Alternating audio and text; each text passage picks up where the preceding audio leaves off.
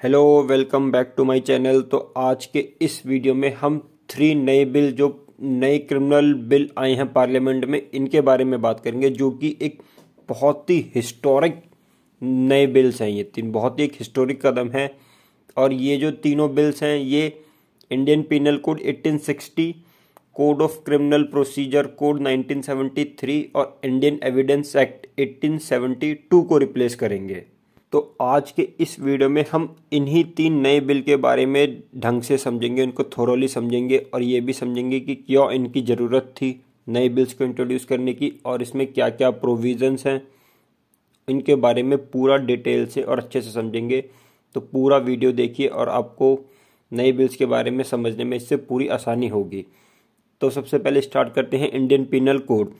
इसको बदल दिया गया है और अब इसकी जगह जो नया बिल आया है उसका नाम है भारतीय न्याय संहिता बिल 2023, जो कि अब कुछ दिन में एक्ट बन जाएगा। तो मतलब ये BNS भारतीय न्याय संहिता 2023 हो जाएगा। नए बिल में 356 सेक्शंस हैं। सेक्शंस कम कर दिए गए हैं, जो कि इंडियन पिनल कोड की अगर बात करें IPC में 511 सेक्शंस थे। 175 सेक्शंस को अमेंड किया गया है, 8 सेक्शंस को नया जोड़ा गया है और 22 सेक्शंस को हटा दिया गया है जो कि अब काम के नहीं थे, उनको बिल्कुल रिपील्ड कर दिया गया है। ऐसी CRPC की जगह अब जो नया बिल आया है उसका नाम है भारतीय नागरिक सुरक्षा संहिता। इस बिल में 533 सेक्शन होंगे इन टोटल, और अगर हम पुरानी CRPC की बात करें उसमें थे 478 सेक्शंस।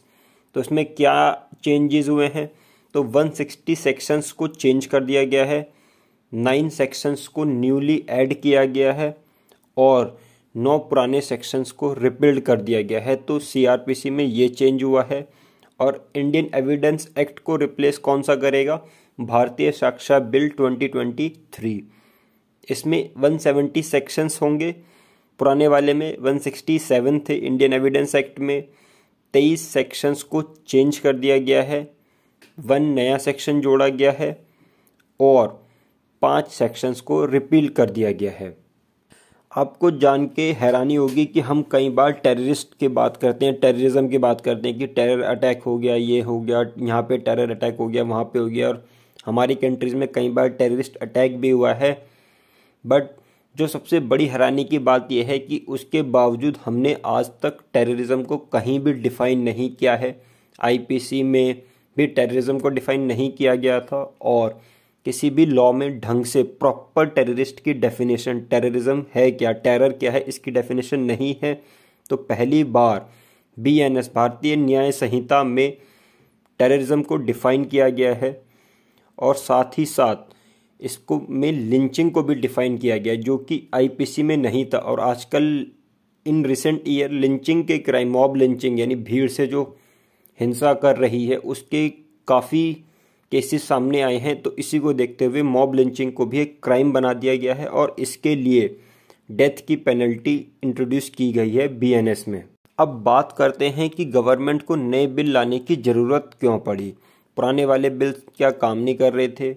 ऐसा क्या हुआ कि अचानक से नए बिल आए हैं? तो उसमें मैं पहले ये बता दूं कि ऐसा बिल्कुल भी नहीं है कि बिल्कुल अचानक से हो गया, कि कुछ रैपिड हो गया और गवर्नमेंट ने सोचा नए बिल इंट्रोड्यूस कर दिए। कई सालों से इन पर चर्चाएं चल रही थी, कई सारी कमेटीज़ भी बनाई गई। 2000 से कमेटीज़ बन रही हैं, अलग अलग कमेटीज़ की रिपोर्ट, उन सबको इनकॉर्पोरेट करके सुप्रीम कोर्ट के जजमेंट्स को, उनके बाद ये नए बिल इंट्रोड्यूस किए गए हैं। तो अगर हम पुराने बिल्स की बात करें जो IPC था, IEA Indian evidence act, CRPC, ये सब ब्रिटिशर्स ने बनाए थे। और ये जो तीनों बिल थे, मेन जो तीनों एक्ट थे, ये कहीं ना कहीं जो पहला लॉ कमीशन था 1834 में, उसके द्वारा इनका ड्राफ्ट प्रिपेयर किया गया था। ये बनाया था उस टाइम थॉमस बेबिंगटन मैकेले ने। तो इनको कहीं ना कहीं मैकेले कोर्ट्स भी बोला जाता है। और इनका जो मेन एम था वो जस्टिस डिलीवरी नहीं था, बस इनका जो मेन एम था वो ये था कि ब्रिटिशर्स को फ़ायदा पहुंचाया जाए किसी तरीके से, और जो भी उनके खिलाफ आवाज़ उठा रहा है, जो भी उस टाइम आवाज़ उठा रहा है, उसको बिल्कुल दबाया जाए। भाई उस टाइम क्या था, 1850s में क्या हो रहा था, हमारे यहाँ रिवॉल्यूशन जाग रहा था। अगर हम आप पुराने इतिहास को अगर हम झांक के देखेंगे तो हमारे यहाँ क्या हो रहा था, कहीं ना कहीं आज़ादी के लिए आवाज़ें उठ रही थी, हमें आज़ाद होना था। 1857 में फर्स्ट वॉर ऑफ इंडिपेंडेंस हुआ। तो ये सब लॉज उसके बाद इंट्रोड्यूस किए गए। इसी उनका कारण था कि जो इंडिपेंडेंस के लिए लड़ाई हो रही थी, जो हमारे फ्रीडम फाइटर्स लड़ रहे थे, उनको कहीं ना कहीं रोका जाए। इसीलिए इसमें सेडिशन जैसे देशद्रोह, जैसे राजद्रोह जैसे आरोप इंट्रोड्यूस किए गए। इसी की बदौलत इन जैसे सेडिशन की वजह से महात्मा गांधी, तिलक और भी कई सारे फ्रीडम फाइटर्स को जेल तक में जाना पड़ा। तो कहीं ना कहीं ये सब जो लॉज हैं ये सब ब्रिटिशर्स को फ़ायदे पहुंचाने के लिए थे। और आज के टाइम पे एट प्रेजेंट मॉडर्न टाइम में क्योंकि हम सॉवरन हैं तो इनकी बिल्कुल भी ज़रूरत नहीं है ऐसे लॉज की। तो इसीलिए हम अपने नए लॉज लेके आए हैं जो कि फ्यूचर सेंट्रिक हैं, विक्टिम सेंट्रिक हैं और ये जस्टिस इंश्योर करने के लिए इंट्रोड्यूस किए गए हैं। तो इसीलिए इन नए बिल्स को इंट्रोड्यूस किया गया है। बात करते हैं कि बिल में और क्या क्या खास है और क्या क्या चेंजेस किए गए हैं बिल के थ्रू। तो जैसे कि हमने पहले भी बात की थी कि सीआरपीसी में पहले 484 सेक्शंस थे, इसकी जगह जो नया भारतीय नागरिक सुरक्षा संहिता आया है इसमें 531 सेक्शंस हैं। 171 सेक्शंस को चेंज कर दिया गया है और 9 सेक्शंस को नया इंट्रोड्यूस किया गया है। 44 नए एक्सप्लेनेशंस को भी ऐड किया गया था। होता गया है कि जो लॉज होते हैं, जो क्रिमिनल लॉज होते हैं, उनके बाद उनको पहले सेक्शन के नीचे एक एक्सप्लेनेशन दिया होता है जिससे वो प्रॉपर क्लियर हो जाए कि उस सेक्शन का मतलब क्या है। तो ऐसे नए 44 एक्सप्लेनेशन को इंट्रोड्यूस किया गया है। ठीक।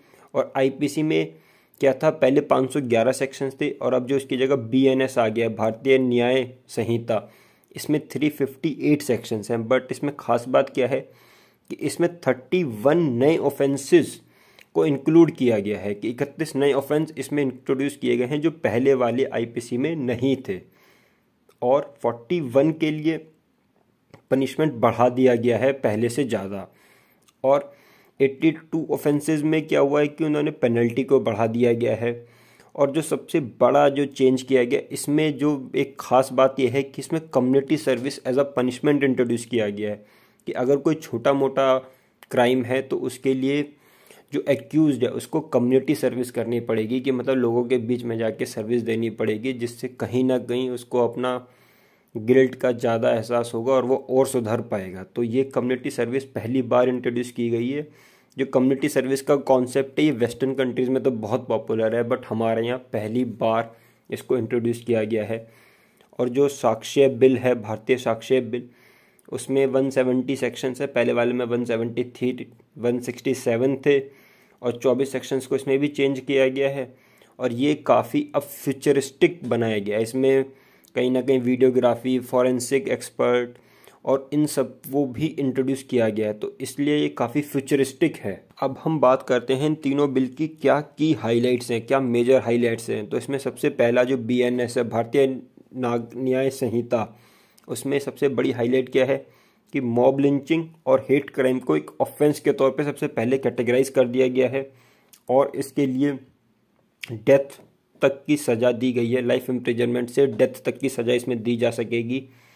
और एक जो जीरो एफआईआर का कॉन्सेप्ट है वो इंट्रोड्यूस कर दिया गया है सभी केसेस में। अभी तक होता क्या था कि जीरो एफआईआर कुछ ही सिलेक्टेड केसेस में की जा सकती थी। जो जीरो एफआईआर का जो सबसे पहला कॉन्सेप्ट था वो आपको याद होगा, जो हॉरिफिक घटना हुई थी निर्भया वाली, निर्भया जो गैंग रेप हुआ था 2013 में, उसके बाद इंट्रोड्यूस किया गया था जीरो एफआईआर का कॉन्सेप्ट। इसमें होता क्या है कि सपोज करो आपके साथ भी कई बार ये होता होगा और आपने कई मूवीज़ में भी देखा होगा कि आपका सपोज करो वॉलेट खो गया बस में या कहीं हो गया, तो अब आप पुलिस स्टेशन में जा रहे कंप्लेंट करने, तो पुलिस वाला कहेगा कि ये तो हमारा जुरिस्डिक्शन है ही नहीं, आपको वहाँ जाना पड़ेगा दूसरे पुलिस स्टेशन में।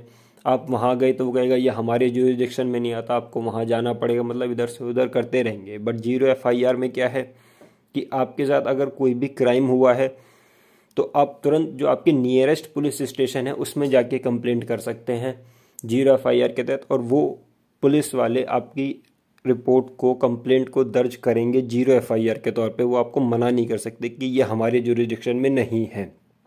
तो जीरो एफआईआर को सभी केसेस में अब इंट्रोड्यूस कर दिया गया है।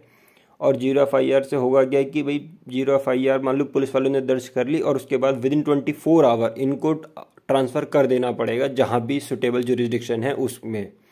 ये अब पर्सन की दिक्कत नहीं है, पुलिस वाले के ऊपर ये रिस्पॉन्सिबिलिटी दे दी गई है। तो नए लॉज हैं ये कहीं ना कहीं विक्टिम सेंट्रिक हैं, मतलब जस्टिस सेंट्रिक हैं, और कहीं ना कहीं पुलिस की जो अकाउंटेबिलिटी है उसको और बढ़ा रहे हैं। पहले वाले क्या थे कि जो ब्रिटिशर्स ने बनाए थे वो क्यों बढ़ाएंगे पुलिस की अकाउंटेबिलिटी, की पुलिस तो उन्हीं की थी, तो इसलिए पुलिस की अकाउंटेबिलिटी पहले वाले केसेस में नहीं थी, बट इस बार पुलिस की अकाउंटेबिलिटी को और बढ़ा दिया गया है। डायरेक्टर ऑफ प्रोसिक्यूशन एक नई पोस्ट इसमें इंट्रोड्यूस की गई है जो कि सब डिस्ट्रिक्ट और स्टेट लेवल पे होगी, जिससे जस्टिस और अच्छे से इंश्योर हो पाए। एफआईआर अगर कोई बंदा कंप्लेंट करता है तो एफआईआर 3 दिन के भीतर करनी पड़ेगी उनको रजिस्टर। और अगर कोई ऐसा क्राइम है जिसमें 14 साल तक की सज़ा है तो उसमें प्रिलिमिनरी इंक्वायरी भी करनी पड़ेगी, विद इन 14 डेज़ के भीतर प्रिलिमिनरी इंक्वायरी भी करनी पड़ेगी।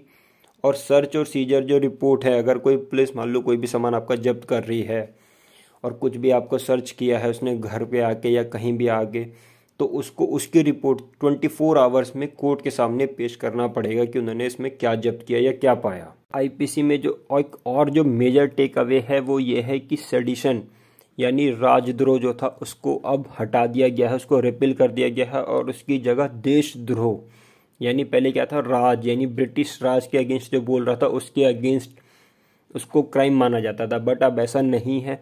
अब उसकी जगह देशद्रोह लाया गया, यानी जो देश के अगेंस्ट बात करता है, नॉट राज यानी गवर्नमेंट के अगेंस्ट नहीं, जो देश के अगेंस्ट बात करेगा उसको ऑफेंस माना गया है और उस पर कार्रवाई की जाएगी, यानी देश सुप्रीम है ना कि गवर्नमेंट। ठीक, तो देशद्रोह को अब क्राइम बना दिया गया है। डेथ पेनल्टी अगर कोई गैंग रेप करता है, माइनर छोटे छोटे बच्चे से अगर कोई रेप वगैरह गैंग रेप करता है तो उसके लिए डेथ पेनल्टी दी जाएगी। और कम्युनिटी सर्विस जैसा मैंने पहले बताया इसको पहली बार इंट्रोड्यूस कर दिया गया है एज अ पनिशमेंट। और बीएनएस में भी टाइम बाउंड इन्वेस्टिगेशन इंट्रोड्यूस की गई है। जैसे आप जानते ही हैं कि हमारे यहाँ तो तारीख पे तारीख वाला कॉन्सेप्ट रहा है, तो इसको चेंज करने के लिए, इस छवि को चेंज करने के लिए टाइम बाउंड इन्वेस्टिगेशन इंट्रोड्यूस की गई है, जिसमें क्या होगा कि ट्रायल और जजमेंट 30 दिन के भीतर, अगर जैसे ही आर्ग्यूमेंट कंप्लीट होते हैं तो 30 दिन के भीतर सब इन्वेस्टिगेशन कंप्लीट करनी पड़ेगी। और वीडियो रिकॉर्डिंग भी होगी स्टेटमेंट्स की। और अगर कोई मान लो क्राइम करता है तो उसकी प्रॉपर्टी को अटैच करने का भी प्रोविज़न इंट्रोड्यूस किए गए हैं। और ऐसे ही अगर हम इंडियन एविडेंस एक्ट के बात करें कि उसमें क्या मेजर टेक अवेज हैं, तो उसमें जो डॉक्यूमेंट्स थे, अब डॉक्यूमेंट की जो डेफिनेशन है वो काफ़ी ज़्यादा बढ़ा दी गई है। इलेक्ट्रॉनिक और digital records, email, SMS, computer, smartphone, ये सब एसएमएस, ये सब इलेक्ट्रॉनिक डिवाइस सबको डॉक्यूमेंट्स में इंट्रोड्यूस कर दिया गया है।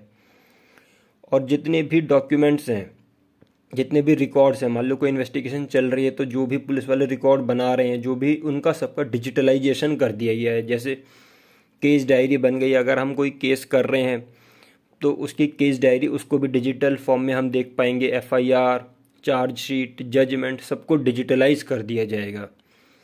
और इलेक्ट्रॉनिक और डिजिटल रिकॉर्ड के भी मतलब उनका लीगल इफेक्ट होगा। अभी तक क्या था कि उनके साथ लीगल इफेक्ट नहीं था, बट अब उनको लीगल इफेक्ट दे दिया गया है। तो ये कहीं ना कहीं बिल्कुल फ्यूचरिस्टिक ज्यूरिडिक्शन है, क्योंकि अब डिजिटल इंडिया है। तो जो भी अगर क्राइम, और आजकल हम ये भी देख रहे हैं कि डिजिटल इंडिया जैसे जैसे हो रहा है तो साइबर क्राइम भी बढ़ रहे हैं, तो उसको भी कहीं ना कहीं देखते हुए नए चेंजेस इंट्रोड्यूस किए गए हैं। एक और जो की चेंजेस किए गए हैं बिल में वो क्या थे, जैसे मैंने पहले बताया कि टेररिज्म को डिफाइन किया गया है इस बिल में। तो टेररिज्म में जो मॉनेटरी स्टेबिलिटी यानी जो हमारी वित्तीय स्टेबिलिटी कंट्री की, अगर कोई उसको चोट पहुंचाता है तो वो भी टेररिज्म में ही इंक्लूड किया जाएगा। और क्रुएलिटी की डेफिनेशन, जो क्रुएलिटी अगेंस्ट वुमेन है, कोई अगर मान लो मैरिटाइल रिलेशनशिप में जो क्रुएलिटी अगर वुमेन हो रही है उनके अगेंस्ट, तो उसको भी क्लियरली डिफाइन किया गया है इस बार बीएनएस में।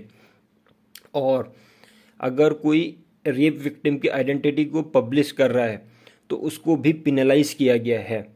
अगर कोई ऐसा डिस्क्लोज कर देता है, कई सारे मीडिया आउटलेट्स क्या होते हैं कि कोई अगर ऐसी कोई घटना घटती है तो पब्लिसिटी पाने के लिए, अपने व्यूअरशिप को बढ़ाने के लिए क्या होता है कि एक बार आइडेंटिटी पब्लिश कर देते हैं, पब्लिक कर देते हैं। अगर कोई ऐसा करता पाया जाएगा तो इस बार उसको बहुत कठिन से कठिन दंड दिया जाएगा इसके तहत। ये हमने जाना सारा निचोड़, जो तीनों नए बिल का निचोड़ हमने सारा जाना कि क्यों इंट्रोड्यूस किए गए, क्या ज़रूरत थी इनको, क्या इसमें खास है, पहले क्या था अब क्या है, तो हमने सारा जाना। अब एक बार थोड़ी समरी जान लेते हैं। शॉर्ट समरी में क्या है, तो शॉर्ट समरी में क्या है, जैसे कुछ खास बातें क्या हैं, 8 हम की पॉइंट्स जानते हैं। तो पहला क्या है कि नए सेक्शंस को ऐड कर दिया गया, जो मैंने पहले ही बता दिया। सेकंड में क्या है कि पहले क्या था, रेप को 376 सेक्शन में डिफाइन किया गया था, अब उसको चेंज करके, उसको ऑल्टर करके सेक्शन 66 में डिफाइन कर दिया गया है। और मर्डर, जैसे पुरानी मूवीज में देखते होंगे धारा 302, दफ़ा 302, अब उसको चेंज करके BNS में मर्डर को 101 में इनकॉर्पोरेट कर दिया गया है। रेप केसेस में फॉरेंसिक साइंस की मदद ली जाएगी, मतलब इसमें जिससे और अच्छे तरीके से इन्वेस्टिगेशन वगैरह हो और जो भी विक्टिम है उसको पूरा जस्टिस मिले। और फोर्थ पॉइंट क्या है कि जो विक्टिम को राइट दिया गया स्पीक, यानी वो पूरी अपनी बात रख सकता है ढंग से। पहले क्या था, उसको शायद इतना अधिकार नहीं था, बट इस बार ढंग से मतलब विक्टिम को पूरा ट्रायल में बोलने का पूरा अधिकार दिया गया है। 0 FIR भी इंट्रोड्यूस कर दी गई है। तो ये चौथा पॉइंट है जो मेजर की टेक अवे है। फिफ्थ जो मेजर टेक अवे है वो था कि सेक्शन 124 IPC जो कि सेडिशन यानी राजद्रोह की बात करता था, उसको बिल्कुल हटा दिया गया है इस बार।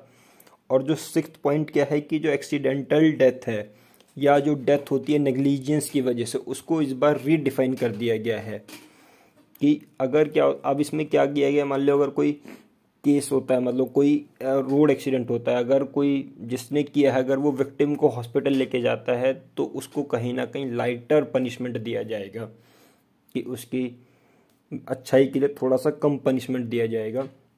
और अगर कोई हिट एंड रन केस है तो उसमें ज़्यादा सज़ा दी जाएगी। और जो सेवेंथ की हाईलाइट्स है वो ये है कि कोई अंडर ट्रायल अगर उसने अपना जो भी इम्प्रिजनमेंट पीरियड है उसका 1/3 अगर उसने पूरा कर लिया है तो उसको बेल मिलेगी, वो बेल के लिए उत्तराधिकारी राजी हो जाएगा, उसको बेल मिलेगी। और 8 पॉइंट जो लास्ट की हाईलाइट है वो यही है कि डिजिटलाइजेशन किया जा रहा है, वीडियो रिकॉर्डिंग इन सब पे, मतलब जो एविडेंस कलेक्शन है जो बहुत ही एक मेजर पार्ट है जस्टिस इंश्योर करने का। जैसे कि अभी आपने रिसेंट में देखा होगा जो निठारी कांड था, कहीं ना कहीं उसमें सबको लास्ट में बरी कर दिया इवेंचुअली। क्यों? क्योंकि जो एविडेंस कोर्ट ने क्या पाया कि एविडेंस ही अच्छे से नहीं जुटा पाए, जो एविडेंस ऐसे नहीं थे जो कंक्लूसिवली प्रूव करे। तो अगर सब डिजिटलाइजेशन में होगा, सबका एविडेंस डिजिटाइजेशन होगा और अच्छे से फॉरेंसिक साइंस को हम यूज़ करेंगे तो हमारा जो कन्विक्शन रेट है वो बढ़ेगा और जस्टिस इंश्योर होगा। तो ये एक और मेजर चेंज है। तो ये थी तीनों नए बिल के बारे में कंप्लीट इन्फॉर्मेशन। इसमें हमने ये जाना कि ये बिल इंट्रोड्यूस क्यों किए गए, इनका बेनिफिट क्या है, पहले वाले में क्या प्रॉब्लम थी, इसमें हमने और नए नए क्या चेंजेस हुए हैं सबके बारे में जाना।